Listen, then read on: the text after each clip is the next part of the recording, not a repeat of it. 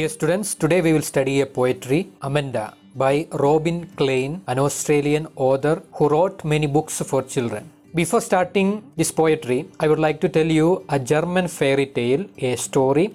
Listen carefully this story because the story is needed for us to understand this poetry. So the story goes like this. There was a farmer who was living in a village with his wife, and they were having a neighbor, a witch, a person who does black magic.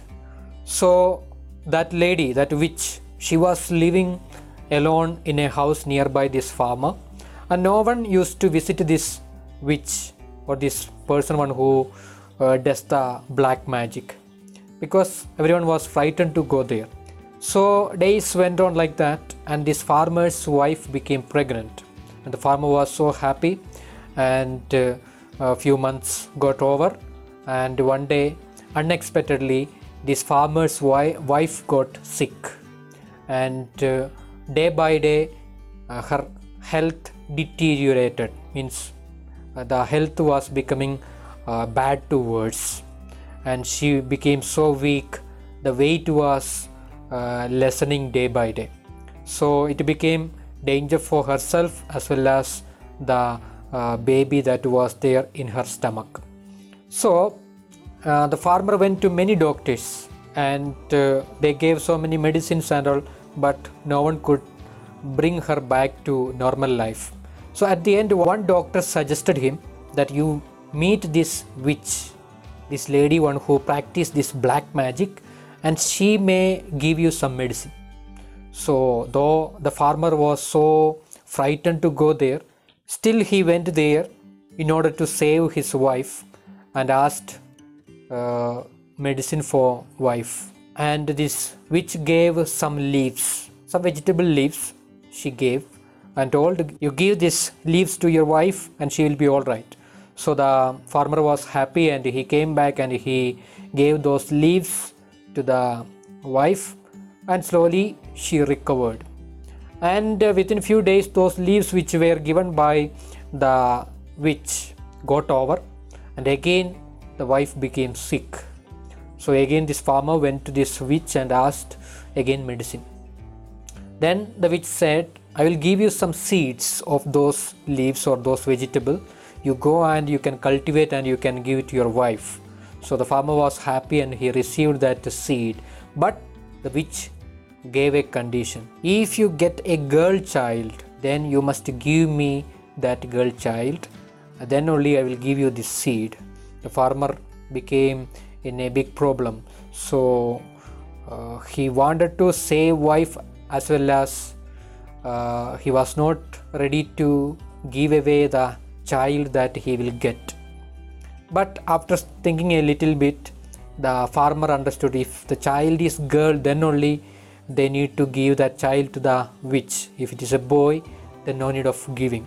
So they started praying to get a boy, and they took that seed from this witch and agreed that if they get a girl child, then they will give that child to the witch. So days went on, months went on, and at the end they got a baby, and unfortunately it was a baby girl. So immediately the witch came, and they were helpless. They had to give that newborn baby to this witch. The child was so cute, and this witch was so happy. The farmer and wife, they were so sad, but they had no other option but to give that child to this witch. The witch took that child and she made a tower, a big tower, and on the top of that tower she placed this child, and she was looking after that child so well. The child slowly grew up and she became a teenaged girl, and the vegetable that was given to this farmer, the name of that vegetable was Rapunzel, and this witch gave name to this child also, the same name, Rapunzel. And when she became a teenager, she was having very long hair, extraordinarily long hair she was having, and the hair was too long, it could reach to the bottom of that tower from the top, So what the witch did was, witch removed all the ladder or the steps to climb that tower, and there was a window for the tower, and she told to this Rapunzel, whenever I want to meet you, you just let down your hair. I will ask you to let down your hair down, and holding your hair I will come up. And no ladder, no staircase was removed from that tower. Why she removed? Because no one else should reach to her and disturb her and take away her. So daytime the witch, she used to go away for her own practice of black magic and all. That evening she will come back and she will ask this Rapunzel to let down her hair, and this witch will hold that hair like a rope and she will climb on the top of the tower. So daytime totally this Rapunzel was alone there. She used to sit there, sing some songs and spend the time there watching the birds that were flying. Like that she was spending. The story goes little more further, but we don't require the rest of the story. Okay, so this much story you must remember. And Rapunzel was a girl who was remaining on the top of the tower, and she was placed by a witch there, and that tower was not having any steps or any ladder. Whenever she let down her long hair down, then only the witch, the stepmother of this girl, could climb onto that tower. So remember this story, okay? So it will be helpful for us to understand this poetry. Now we will try to understand this poetry, Amanda. So every child, he or she feels that he is controlled or she is controlled by parents and elders always. Most of the time the children, what they feel is always advice, always restrictions, always don't do that, don't do this, like this only the elders or parents tell to them. They don't like that. They want to be free. So children of, especially of teenage. Here the poet presents a girl, Amanda, and she represents all the children who feel that their freedom is curtailed or taken away by the parents and the elders and so on. So this poetry is also talking about two characters we'll see. One is this Amanda, a girl, and her thinking, and another one who it is not mentioned in the poetry. Most probably it will be the mother of Amanda. So we will see stanza by stanza and we'll try to understand the meaning. Look into the textbook. Don't bite your nails, Amanda. Don't hunch your shoulders, Amanda. Stop that slouching and sit up straight, Amanda. So the first stanza is that someone is scolding Amanda, telling that don't bite your nails. So some children, they have a habit of biting the nails. So Amanda was just casually, she was biting the nails. Maybe she must have been thinking something and she was just biting the nails. Immediately she got the scolding, don't do that. Don't hunch your shoulders. Hunch means bend forward. Don't bend your shoulders, Amanda. Sit straight. So always children, they may not sit straight and all. So comfortably they sometimes sit. So again scolding she is getting. Don't do that. Sit straight. Stop that slouching and sit up straight, Amanda. So stop that slouching. Slouching means sitting in a lazy way. So don't sit in a lazy way. Sit straight. So like that she was getting a scolding from most probably mother. There is a languid emerald sea where the sole inhabitant is me, a mermaid drifting blissfully. So this second stanza is the imagination of this Amanda. When she was getting this scolding, she was just imagining that if I had been a mermaid.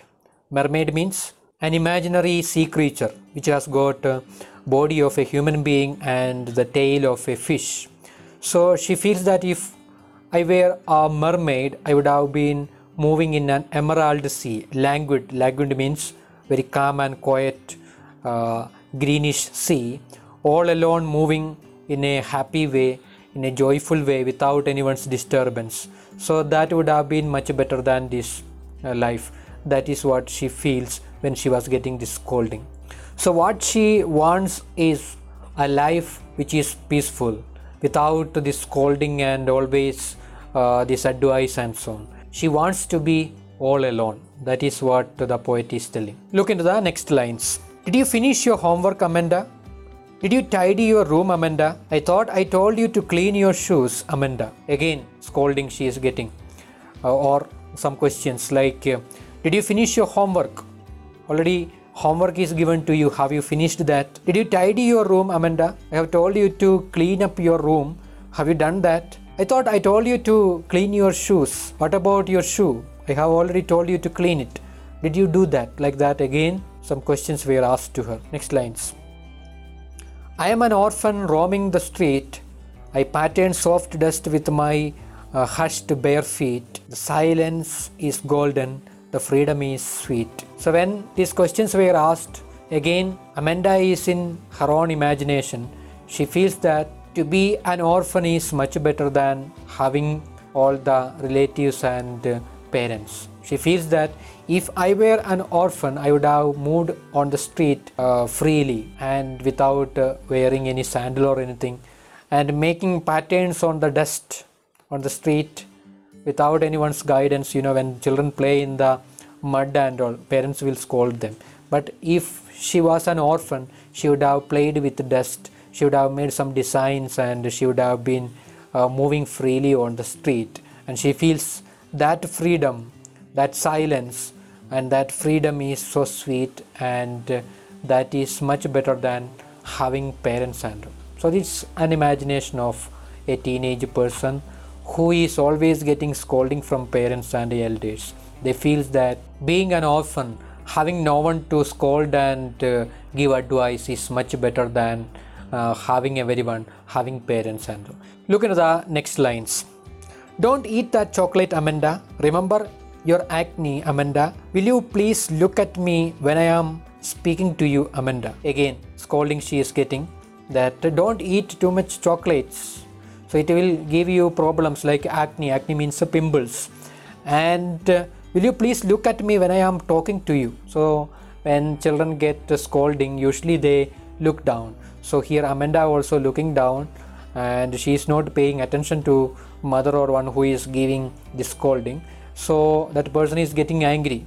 Will you please look at me when I am talking to you? So like that again she is getting the scolding. Look at the next lines.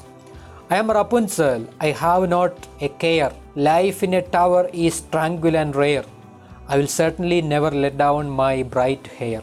So in these lines again, it is the imagination of Amanda.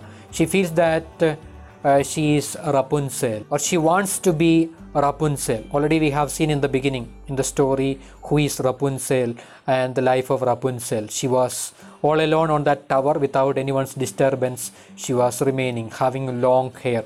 And here the child Amanda feels that she wants to be Rapunzel so that she can remain on that tower without anyone's disturbance. And tranquil means calm and quiet. She can remain on that tower like that Rapunzel.